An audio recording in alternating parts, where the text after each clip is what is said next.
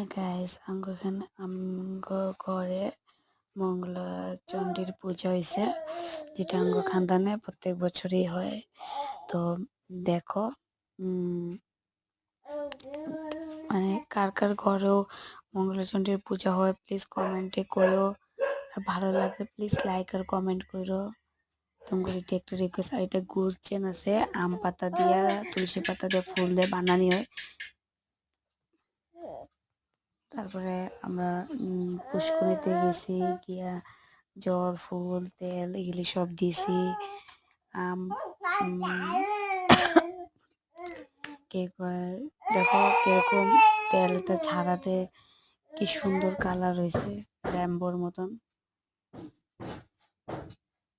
দেখো র্যাম্বোর মতন কালার হয়েছে জলে তেলটা দেওয়াতে, মানে ঠাকুর খুব ভালো খুশি হয়েছে।